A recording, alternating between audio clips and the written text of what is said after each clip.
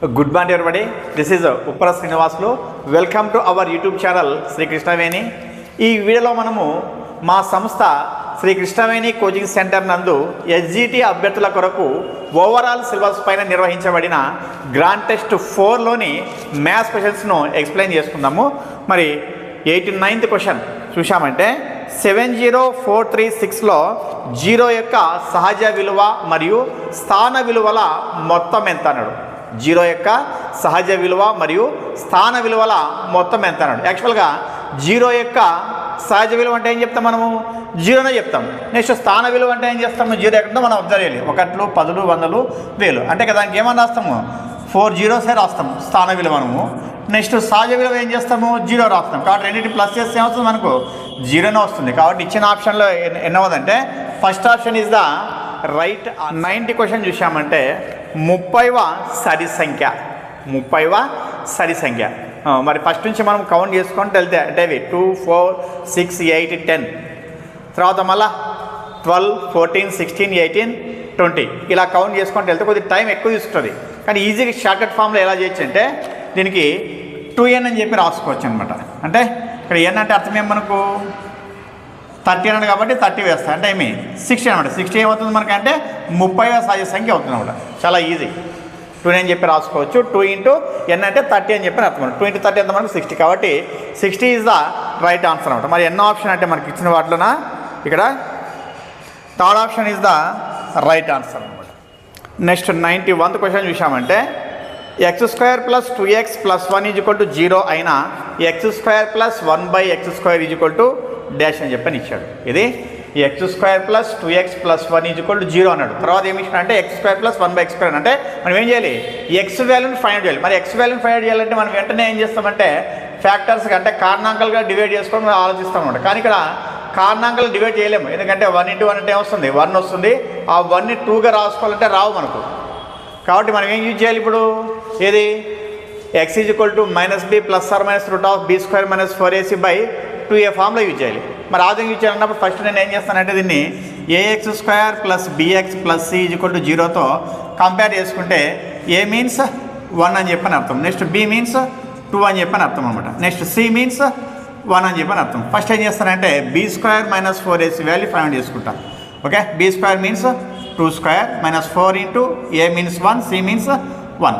Okay, ఏమొస్తుంది 4 - 4 = 0. So b² - 4ac value వచ్చింది మనకు 0 వచ్చింది. ఇప్పుడు x ఏం రావచ్చు మనము -b ± √b² - 4ac/2a. దీన్ని బేస్ చేసుకున్నామంటే మైనస్ రాస్తా. b అంటే మనకు 2 అనమాట. -2 ± ఈ b² - 4ac వాల్యూ ఎంత వచ్చింది మనకు 0 వచ్చింది. కాబట్టి 0 వచ్చింది కాబట్టి ఏం రావచ్చు మనం √0/2 ఇంటూ ఏ అంటే ఎంత 1 అనమాట. అంటే ఏం చేసినప్పుడు మనం -2 ఈ ± మొత్తం అంతా కూడా ఏమవుతుంది, ఇక్కడ 0 అవుతుంది. తర్వాత ఇక్కడ 2 రాసుకున్నామంటే ఇదంతా కూడా ఏమవుతుంది మనకు అప్పుడు -2/2 వస్తుంది. అంటే ఎంత -1 అని చెప్పి అర్థం. అంటే x = మనకు -1. తర్వాత ఏం కావాలి మనకు x² + 1/x² కదా. అంటే ఏమైనా ఇచ్చి మనము -1² + 1/-1² రాసినామంటే ఇక్కడ 1 వస్తుంది, ఇక్కడ కూడా 1 వస్తుంది. కాబట్టి ఆన్సర్ ఏమొస్తుంది 2 వస్తుంది. మనకి ఇచ్చిన ఆప్షన్లో ఎన్నో ఆప్షన్ రైట్ అంటే మనకు 4th option is the right answer అనమాట. నెక్స్ట్ 92 ప్రాబ్లం అబ్జర్వ్ చేశామంటే క్రింది వానిలో అనుపాతంలో లేని సంఖ్యలు గుర్తించండి. అనుపాతంలో లేని సంఖ్యలు గుర్తించాలంటే యాక్చువల్గా అనుపాతం అంటే 4 సంఖ్యలు ఇచ్చినప్పుడు అనుపాతాన్ని ఎలా ఫైండ్ అవుట్ చేస్తాం మనము, అంత్యంలో లబ్ధము = మధ్యంలో లబ్ధము అని 2 ఈక్వల్ అయితే మనకు అప్పుడు ఏమవుతాయి, ఆ 4 కూడా అనుపాతంలో ఉన్నాయని చెప్పి అర్థం మనకు. మరి ఇక్కడ అబ్జర్వ్ చేస్తే మనకి ఇప్పుడు అంత్యంలో లబ్ధము అంటే మనకి 12 6 72. ఓకే, నెక్స్ట్ మధ్యంలో లబ్ధము 24 3 72. ఈ 2 ఇది అనుపాతంలో ఉందని చెప్పి అర్థం. మనకి 2 కూడా ఏమైనాయి ఈక్వల్ వచ్చినాయి. నెక్స్ట్ 8 3 24 6 4 24. సో ఇది కూడా అనుపాతంలో ఉంది. Next 15 12 180. Next 14 6 84. So 180 not equal to 84. కాబట్టి ఏం చెప్పచ్చు మనము third option is the right answer. కావాల్సిన 4th ఆప్షన్ కూడా చెక్ చేద్దాం. 10 9 90, 18 5 90. సో 90 = 9. కాబట్టి ఏం చెప్పచ్చు మనము third option is the right answer అనమాట. నెక్స్ట్ 93rd క్వశ్చన్ చూసామంటే 0.000754 సంఖ్యను ప్రామాణిక రూపంలో వ్యక్తపరచండి అన్నాడు. మరి ప్రామాణిక రూపం అంటే అర్థం ఏమంటే ఇటు సైడ్ నుంచి లెఫ్ట్ సైడ్ నుంచి మనకి ఏం కావాలంటే ఇక్కడ ఉంది పాయింట్. మనకు లెఫ్ట్ సైడ్ నుంచి ఏం చేయాలంటే మనం ఒక 1 digit తర్వాత ఒక నంబర్ తర్వాత పాయింట్ విషయాలు రాసుకోవాలి. అంటే ఎట్లా 7.54 అని చెప్పి రాయాలన్నమాట.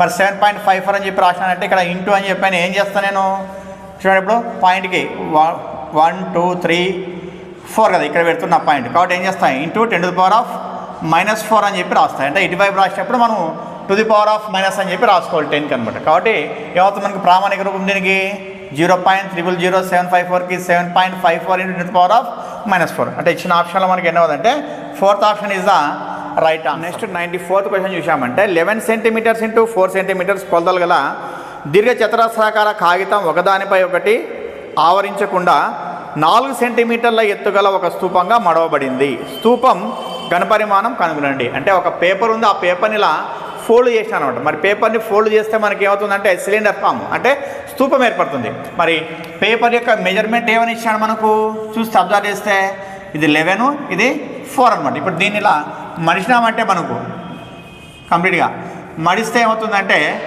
ఈ కంప్లీట్ ఈ సర్కిల్ వచ్చేసి ఏమవుతుంది, ఈ సర్కిల్ మొత్తం అది కూడా ఏమవుతుంది 11 అవుతుందంట. ఈ సర్కిల్ యొక్క లెంత్ ఏమవుతుందంటే 11 అవుతుంది. అంటే దాని మీనింగ్ అర్థమే మనకు చుట్టుకొలత వచ్చేసి ఏమని అర్థం మనకు 11 అని చెప్పని అర్థం. తర్వాత ఇది ఇంత 4 ఉంది కదా, ఆ 4 ఏమవుతుంది దీనికి హైట్ అవుతుంది అనమాట. ఇదే మీనింగ్ మనకు. ఓకే, అప్పుడు 2πr వచ్చేసి 11కి ఈక్వల్ అయితే 2 × 22/7 × r అంటే తెలియదు మనకు. కాబట్టి అట్లే వేసుకోవాలి 11 అని చెప్పి వేసుకోవాలి. నెక్స్ట్ r = 11 × 7/22 × 1/2 అని చెప్పి వేసుకుంటా. 11 1 = 11 2 = అంటే r = ఎంత వస్తుంది 7/4 సెంటీమీటర్స్. ఇప్పుడు ఈ r తెలిసింది, మనకి ఏం కావాలి వాల్యూమ్ కావాలి. వాల్యూమ్ ఫామ్లో ఏం మనకు πr²h. కాబట్టి 22/7 × r మీన్స్ 7/4 × 7/4 ఎందుకంటే స్క్వేరింగ్ కాబట్టి 2 టైమ్స్ వేస్తా.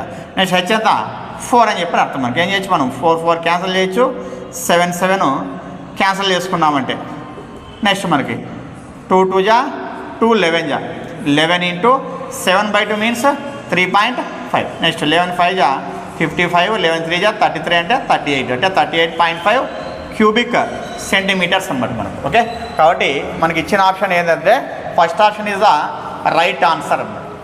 నెక్స్ట్ 95 క్వశ్చన్ చూసామంటే 6xy - 4y + 6 - 9h బీజీయ సమాసం యొక్క కారణాంకంగా విభజన కనుగొనండి. కారణాంకాల విభజన కనుగొనండి అంటే దీన్ని కారణాంకాలుగా మనము డివైడ్ చేయాలన్నాడు. మరి ఎలా చేస్తామంటే ఫస్ట్ నేను ఈ రెండు సపరేట్ చేసుకుంటాను. అంటే ఈ రెండిట్లో ఏం కామన్ చేయొచ్చు మనం ఇప్పుడు 2 కామన్ చేయొచ్చు రెండిట్లో. తర్వాత y ఉంది కాబట్టి y చేస్తాను. అంటే 2y కామన్ ఇస్తాను. 2y కామన్ ఇస్తానంటే ఇది ఏమవుతుంది 3 అవుతుంది. 2 3 = 6. తర్వాత y వెళ్ళిపోయింది కాబట్టి ఇక్కడ x ఉంటుంది. నెక్స్ట్ మైనస్ నెక్స్ట్ 2 రాస్తాను. ఇప్పుడు 2 2 ఎంత 4. తర్వాత y కూడా పోయింది కాబట్టి ఇంకా 3x - 2 రాయొచ్చు. నెక్స్ట్ ఈ రెండిట్లో ఏం కామన్ ఇస్తానంటే +3 కామన్ తీస్తాను. 3 కామన్ తీస్తే 3 2 = 6 మైనస్ నెక్స్ట్ 3 3 = 9 x అట్లా రాసుకుంటాం. ఓకే, ఇక్కడ అబ్జర్వ్ చేస్తే మనకి ఇక్కడ 3x - 2 ఉంది, ఇక్కడ 2 - 3x ఉంది. కాబట్టి 3x - 2 ఇక్కడ కూడా రావాలంటే ఏం చేయాలి మనము మైనస్ని బయట తీసుకోవాలి. అంటే అప్పుడు ఏం చేస్తానంటే 2y × 3x - 2. ఇప్పుడు మైనస్ బయట తీసినా అంటే ఇది అవుతుంది ప్లస్ ఇంటూ మైనస్ అవుతుంది -3. ఈ రెండు ఏమవుతాయి రివర్స్ అవుతాయి అంటే 3x - 2. ఇప్పుడు ఇవి రెండు కామన్ ఉన్నాయి మనకు. ఈ రెండు కామన్ ఉన్నాయంటే అప్పుడు 3x - 2ను బయట తీసినా అంటే ఏమొస్తుంది 2y - 3. మనకి ఇచ్చిన ఆప్షన్లో ఎన్ని అవుతుందంటే మరి 4th option is the right answer అనమాట.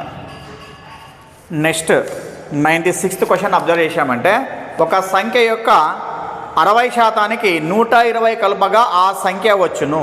ఆ సంఖ్య ఏది? ఏమంట ఒక సంఖ్య ఏదో మనకు తెలీదు, దాన్ని ఏమనుకుందామంటే x అనుకుందాం. దీనికి ఏమంట ఈ సంఖ్య యొక్క 60%కి అంటే 60/100. దీనికి ఏం చేసినట్ట 120 కలిపితే ఏమైందంట మళ్ళీ అదే సంఖ్య వచ్చిందంట. ఇది మీనింగ్ మనకు.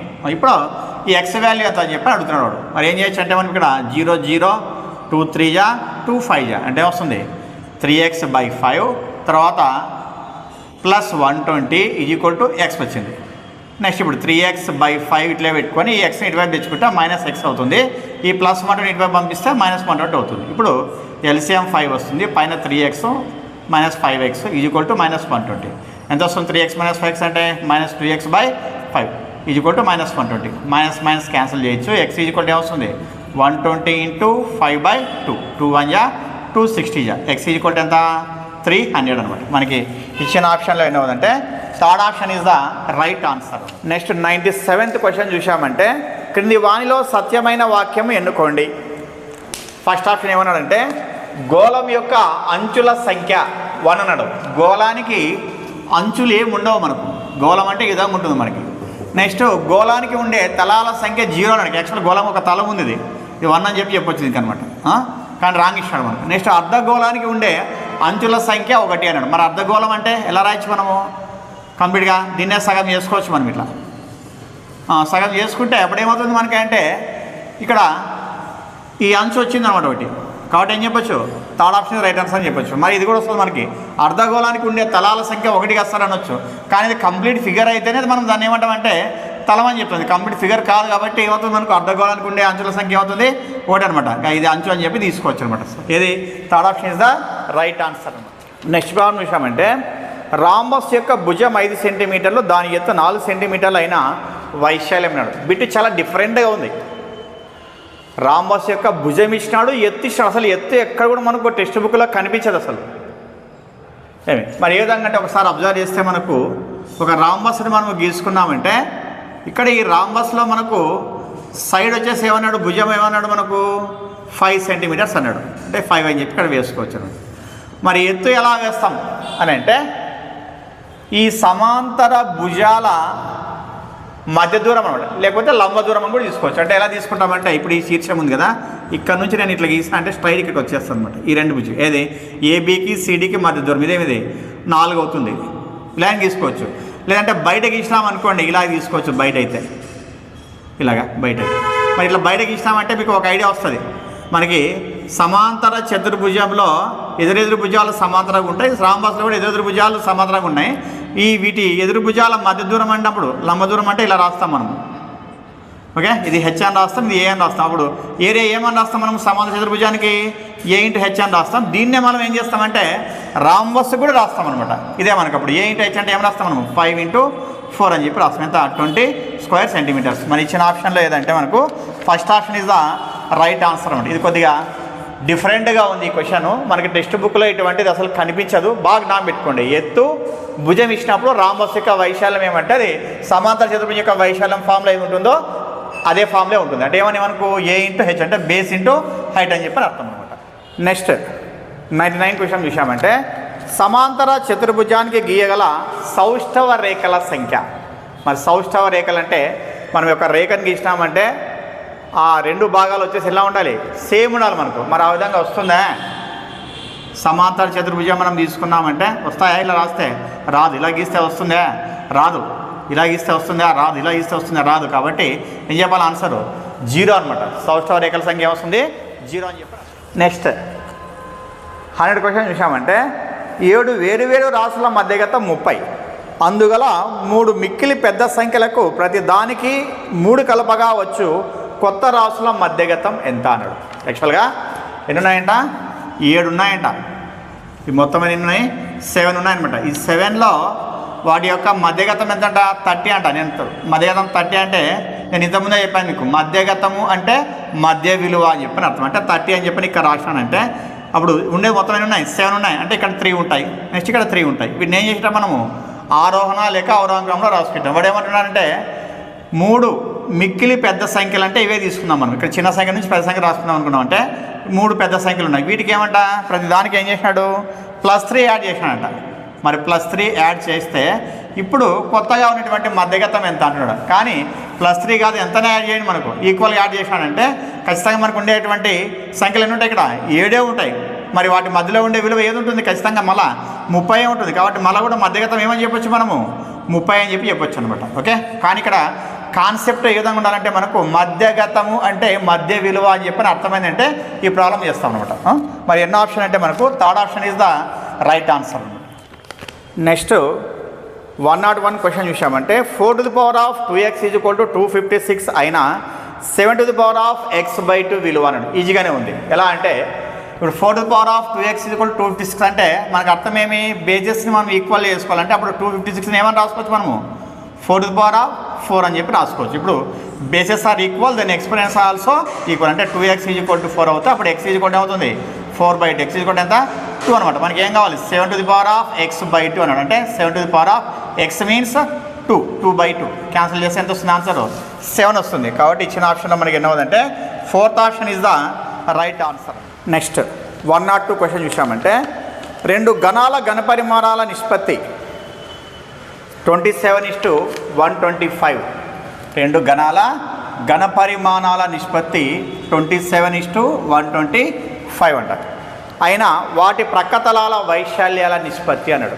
మరి ఎలా చేస్తామంటే మనకు సింపుల్, v1:v2 అంటే ఏమని రాస్తాం మనం గణంకి a1^(a2^) అని చెప్పి రాసుకోవచ్చు. అంటే దీన్ని క్యూ ఫామ్లో రాయాలి. అంటే ఏమొస్తుంది 3^(5)? అంటే అప్పుడు a1 ఏమవుతుంది మనకు 3 అవుతుంది, a2 వచ్చేసి ఏమవుతుంది 5 అవుతుంది చెప్పి అర్థం. ఇప్పుడు మనకు ఏరియా అన్నాడు. మరి ఘనం యొక్క ఏరియాకి ఫామ్లో ఏమొస్తుంది మనకు అంటే ఏమని రాయచ్చు మనము a² రాయచ్చు. అంటే a1² రాయచ్చు. a1² అంటే మనకు 3² ఇది 5² ఎంత వస్తుంది 9:25. మరి ఎన్నో ఆప్షన్ అంటే మనకి ఇచ్చిన వాటిలో first option is the right answer.